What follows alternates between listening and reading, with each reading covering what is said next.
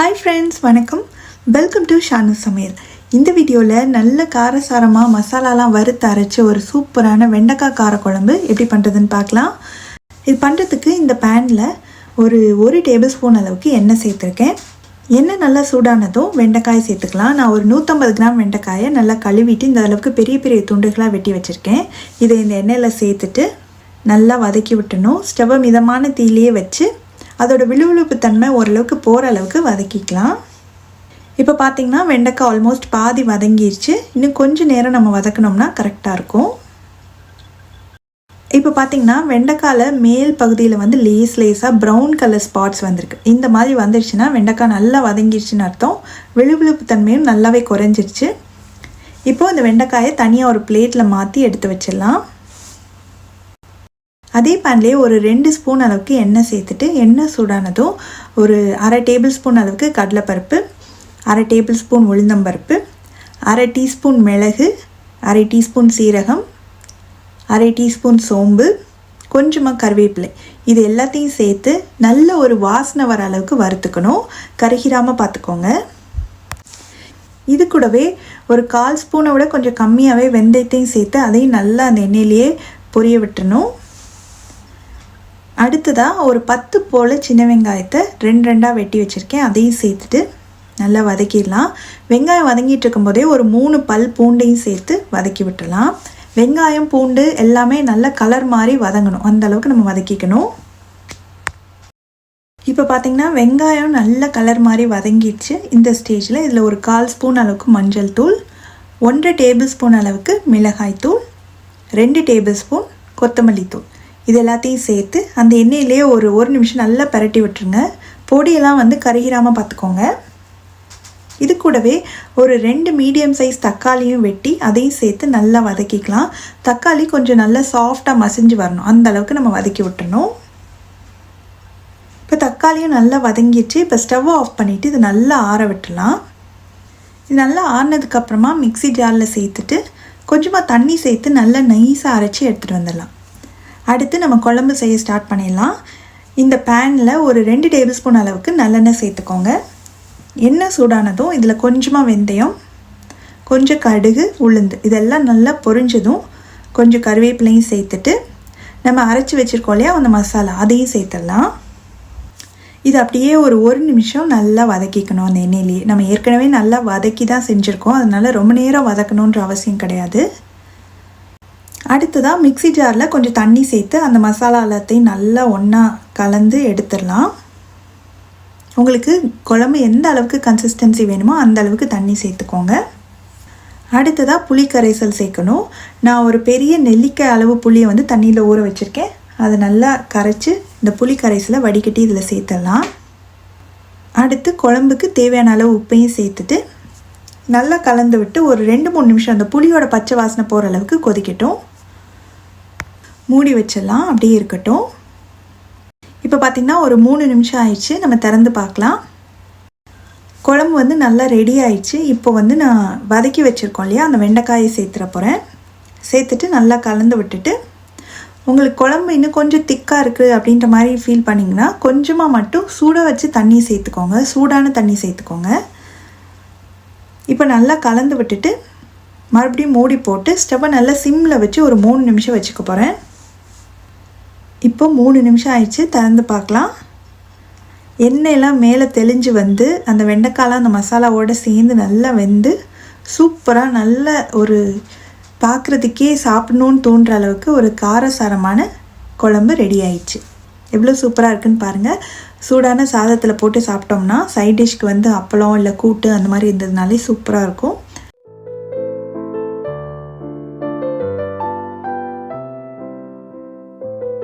காளான் குழம்பு எப்படி பண்ணுறதுன்னு பார்க்கலாம். இந்த குழம்புக்கு ஃபஸ்ட்டு நம்ம மசாலா ரெடி பண்ணணும்.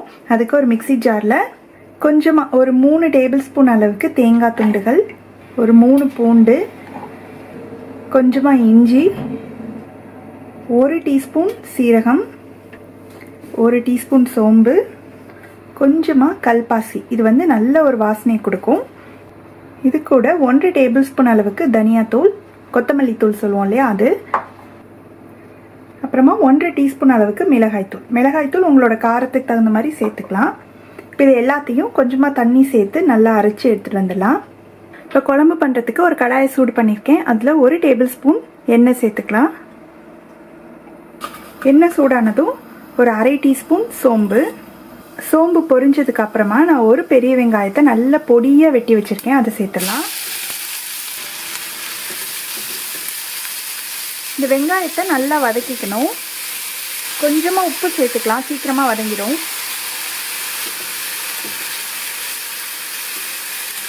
அடுத்து தக்காளி சேர்க்க போகிறேன். 2 மீடியம் சைஸ் தக்காளியை நல்லா பொடியாக நறுக்கி வச்சுருக்கேன், அதை சேர்த்துடலாம்.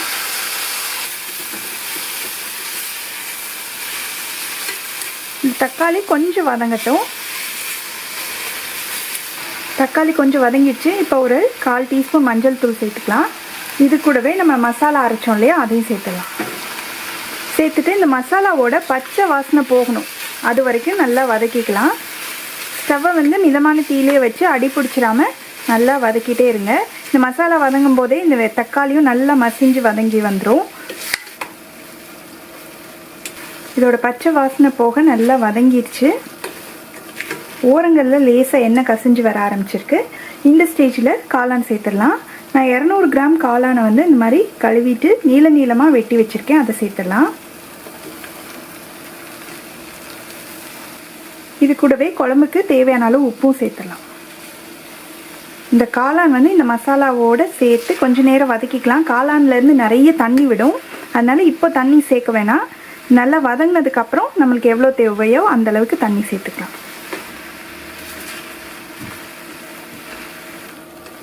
இப்போ காளான் சேர்த்து நல்லா ஒரு 2 நிமிஷம் வதக்கி விட்டாச்சு. கொஞ்சம் தண்ணி விட்டுருக்கு. இப்போ நம்மளுக்கு எந்த அளவுக்கு கன்சிஸ்டன்சி வேணுமோ அந்த அளவுக்கு தண்ணி சேர்த்துக்கலாம். நான் ஒரு 1/2 கப் அளவு தண்ணி சேர்த்துருக்கேன். சப்பாத்திக்குனா இந்த அளவு கரெக்டாக இருக்கும். இட்லி தோசைக்கெலாம் வேணும் அப்படின்னு நினச்சிங்கன்னா இன்னும் கொஞ்சம் தண்ணி சேர்த்துக்கலாம், அப்போ தான் அந்த கன்சிஸ்டன்சி கரெக்டாக வரும். ஸோ மொத்தமாக நான் 1 கப் அளவு தண்ணி சேர்த்துருக்கேன். இந்த மஷ்ரூம் இன்னும் வேக இதுலேருந்து தண்ணி விடும், அப்போ கன்சிஸ்டன்சி நம்மளுக்கு கரெக்டாக இருக்கும். நல்லா கலந்து விட்டுட்டு இது ஒரு 5 நிமிஷம் நல்லா கொதிக்கட்டும். மூடி வச்சிடலாம். திறந்து பார்க்கலாம்.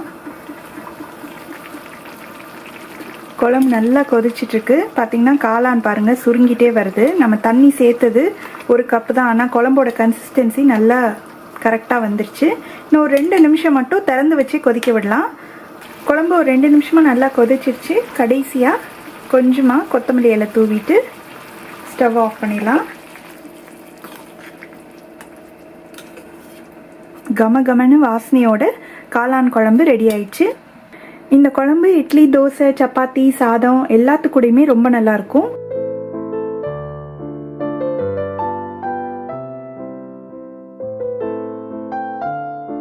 ரொம்ப ஈஸியான ரொம்பவே சுவையான வத்த குழம்பு எப்படி பண்ணுறதுன்னு பார்க்க போகிறோம்.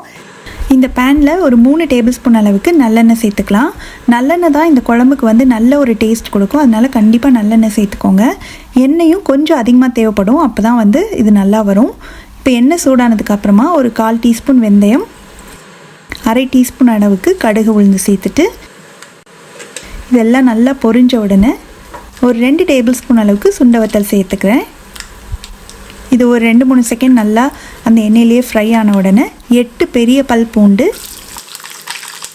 கூடவே ஒரு 15 போல் சின்ன வெங்காயம், கொஞ்சமாக கருவேப்பிலை இதெல்லாம் சேர்த்துட்டு இந்த வெங்காயம் பூண்டெல்லாம் அந்த வெளிப்புறம் நல்ல ஒரு பொன்னிறமாக மாறணும், அந்தளவுக்கு நம்ம எண்ணெயில் இதை வதக்கிக்கணும்.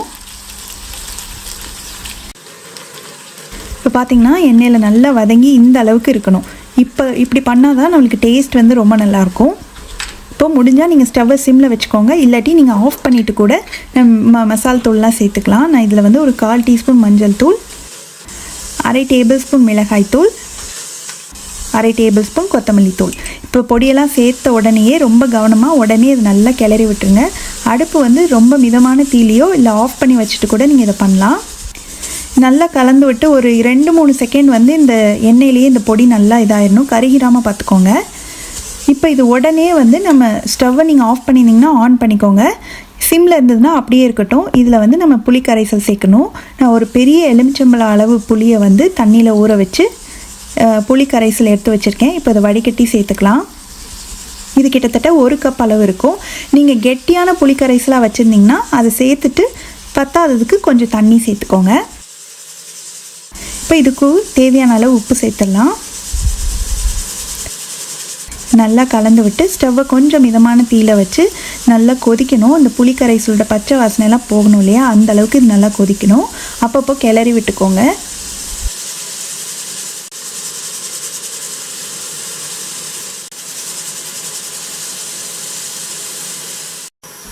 இப்போ கிட்டத்தட்ட ஒரு 7 நிமிஷம் ஆயிருக்கு.